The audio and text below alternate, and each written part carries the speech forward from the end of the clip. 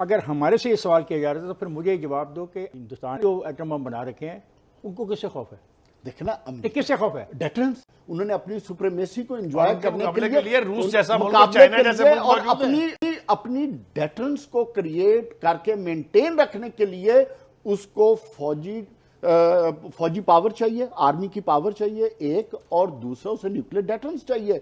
इसी तरह बाकी मुल्क हैं। इसराइल, आज देखें, आज पाकिस्तान की फौज ना हो या न्यूक्लियर वेपन्स ना हो, हमारे पास न्यूक्लियर एसेट्स ना हो, तो आप समझते हैं कि इसराइल आपको छोड़ देगा?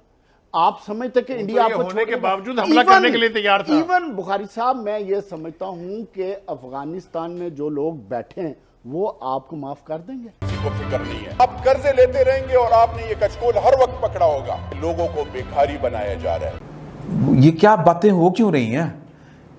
मेरा ख्याल कौम को एतमाद में लेना चाहिए कि ये पाकिस्तान के साथ हो क्या रहा है, चल क्या रहा है, वरना तो मतलब बड़ी सख्त बेचैनी और सख्त परेशानी है। कम से कम मैं बड़ा परेशान।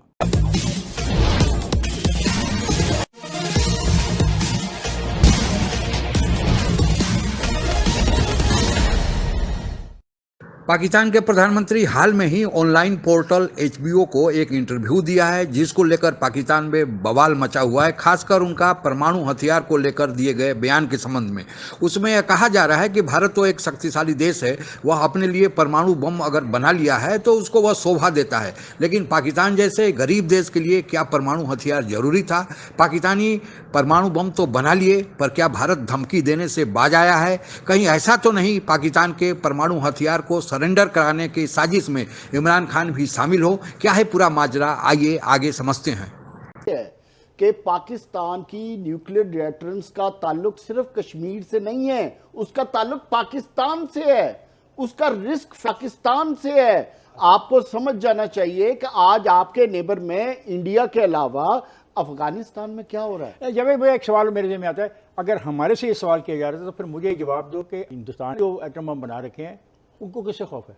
देखना किससे खौफ है? डेटरेंस। उन्होंने अपनी सुप्रीमेसी को एंजॉय करने के लिए रूस जैसा मुल्क, मुकाबले चाइना जैसे मुल्क और मौजूद हैं। अपनी डेटरेंस को क्रिएट करके मेंटेन रखने के लिए उसको फौजी पावर चाहिए, आर्मी की पावर चाहिए एक, और दूसरा उसे न्यूक्लियर डेटरेंस चाहिए। इसी तरह बाकी मुल्क हैं। इसराइल, आज देखें, आज पाकिस्तान की फौज ना हो या न्यूक्लियर वेपन्स ना हो, हमारे पास न्यूक्लियर एसेट्स ना हो, तो आप समझते हैं कि इसराइल आपको छोड़ देगा? आप समझते कि इंडिया आपको होने के बावजूद हमला करने के लिए तैयार था। इवन बुखारी साहब, मैं ये समझता हूं कि अफगानिस्तान में जो लोग बैठे हैं वो आपको माफ कर देंगे। नहीं जावेद, अब मुझे अंजम से बात पूछनी। अंजम, मेरा ये सवाल जो मैंने जावेद से किया, अंजम हमसे कहा जा रहा है कि आप जो दोस्त कहते हैं, बड़े जो पढ़े लिखे दोस्त हैं, कि भाई ये नहीं होना चाहिए, तो सवाल है कि अमेरिका ने किसके खिलाफ रखा हुआ है, रूस ने किसके खिलाफ रखा है? और याद रखें, उनकी सरहदें किसी भी ऐसे मुल्क से नहीं मिलती जो उनका दुश्मन मुल्क हो, जो उनकी बुनियाद के खिलाफ हो, जिसके बारे में आज हुकूमत पाकिस्तान ने कहा कि उस इंटरव्यू में उनके साथ ज्यादती हुई है और कुछ ऐसे हिस्से उसमें से डिलीट कर दिए गए हैं जो इमरान खान साहब ने कहे थे। ख़ास तौर पे हिंदू जो एक वहाँ पे है अपसर्ज है हिंदुस्तान में, हिंदुत्व की जो बात है उनका ये क्लेम है वो निकाल दी गई। अब ये सोचना चाहिए कि उनके जिन दोस्तों ने ये इंटरव्यू अरेंज किया था उन्होंने ऐसा क्यों किया और उनको आज ख्याल कैसे आया। जो पाकिस्तान के न्यूक्लियर प्रोग्राम के हवाले से मौसूफ ने गुफ्तगू की है, वो पाकिस्तान की न्यूक्लियर डॉक्ट्रिन के खिलाफ है, वो पाकिस्तान के न्यूक्लियर के ऊपर जो स्टैंड है उसके खिलाफ है। ना ही तो उनको ये इख्तियार है कि वो पाकिस्तान के न्यूक्लियर प्रोग्राम को किसी भी अंदाज से कंप्रोमाइज़ कर सकें या उसके बारे में कोई अपनी ओपिनियन रखते हों। उनका ये कहना कि पाकिस्तान का न्यूक्लियर प्रोग्राम कश्मीर से मुंसलिक है, गलत है, बिल्कुल गलत है। ये हमारा न्यूक्लियर डेटरेंस है against an enemy and against any enemy.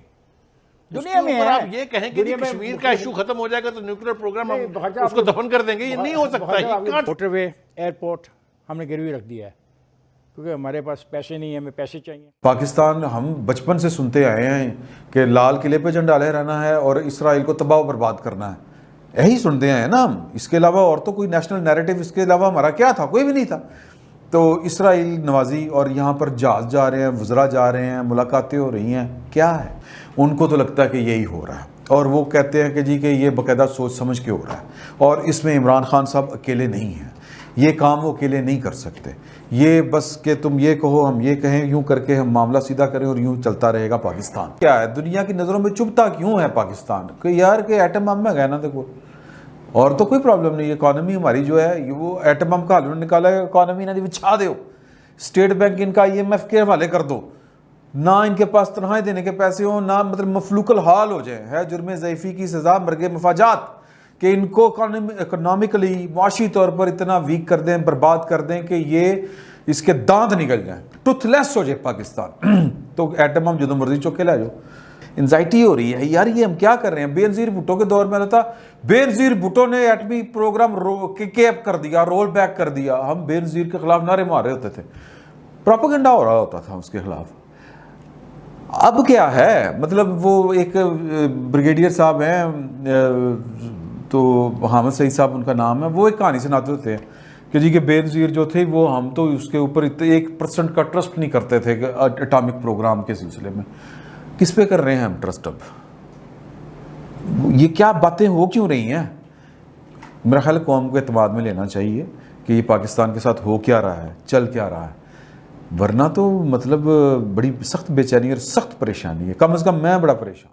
Bharat और पाकिस्तान के परमाणु बमों के इतिहास पर अगर नज़र डाली जाए तो भारत ने अपना पहला परमाणु बम परीक्षण 1974 में 18 मई को किया था, जब उस समय हमारे देश की प्रधानमंत्री श्रीमती इंदिरा गांधी थी। इसको पोखरण 1 के नाम से भी जाना जाता है। पोखरण नामक एक जगह राजस्थान में है। चूंकि यह परीक्षण वहीं पर हुआ था इसलिए इसे पोखरण 1 कहा जाता है। इसके बाद दूसरा परीक्षण पोखरण 2 जिसे कहा जाता है 11 मई से लेकर 13 मई तक 1998 में हुआ था, जब उस समय हमारे देश के प्रधानमंत्री अटल बिहारी वाजपेयी थे और यह 2 दिनों के भीतर 5 परमाणु बमों को लगातार परीक्षण किया गया था। आज हमारे दोनों नेता हमारे देश में नहीं है, स्वर्गवासी हो चुके हैं, लेकिन फिर भी यह देश उनको बहुत आदर से याद करता है, क्योंकि अंतर्राष्ट्रीय दबावों के बावजूद इन लोगों ने इस परीक्षण की मंजूरी दी थी।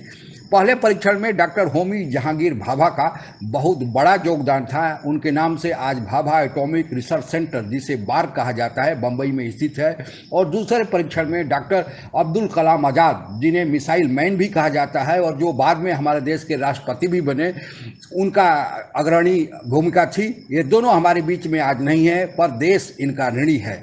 दूसरी तरफ पाकिस्तान में पहला परमाणु परीक्षण हमारे पोखरण 2 के बाद प्रक्रिया स्वरूप 28 मई 1998 को हुआ था। इस कार्यक्रम की शुरुआत करने वाले पाकिस्तान के राष्ट्रपति जुल्फिकार अली भुट्टो थे, जिन्हें पाकिस्तान में फांसी दे दिया गया। इसको मंजूरी देने वाले यानी जिन्होंने परीक्षण की मंजूरी दिया था वे थे नवाज शरीफ, जो आज निर्वासित जिंदगी इंग्लैंड में गुजार रहे हैं। और इस कार्यक्रम में जो वैज्ञानिक अब्दुल कादिर खान ने अग्रगणी भूमिका निभाई थी, वो आज देश निकाला है और उन पर पाकिस्तान में नज़रबंद करके केस भी चलाया गया था, क्योंकि उन्होंने कहा था कि वे चोरी से नॉर्थ कोरिया को अपना परमाणु कार्यक्रम बेचे हैं। अब्दुल कादिर का जहां तक सवाल है, उनका जन्म भारत में ही हुआ था और वे पाकिस्तान के फादर ऑफ द मिसाइल या father of the atom bomb कहे जाते हैं। हालांकि भारत की स्थिति देखिए कि हमारे यहाँ जो लोग भी इस कार्यक्रम में लगे हुए थे उनको कितने आदर से देखा जाता है, और दूसरी तरफ पाकिस्तान डिंग तो भरता है कि उसके पास भी परमाणु बम हो गया है आज की तारीख में। लेकिन जिन लोगों ने इसमें अपना सहयोग किया था, जिन लोगों ने इसको मंजूरी दी थी, उनकी हालत क्या है। भारत 1974 में कर लिया था और पाकिस्तान 1998 में किया। इसीलिए इस चर्चा में यह स्वीकार किया जा रहा है कि भारत ने जब परीक्षण किया और उसके बाद जो आगे की प्रगति की, उस समय पाकिस्तान में इसका कोई नामो निशान ही नहीं था। आज के लिए बस इतना ही। आप अगर हमसे जुड़ा रहना चाहते हैं तो कृपया मेरे चैनल को सब्सक्राइब करें तथा बेल आइकन भी दबा दें, ताकि नई वीडियो की जानकारी तुरंत आप तक पहुंच जाए। धन्यवाद। जय हिंद।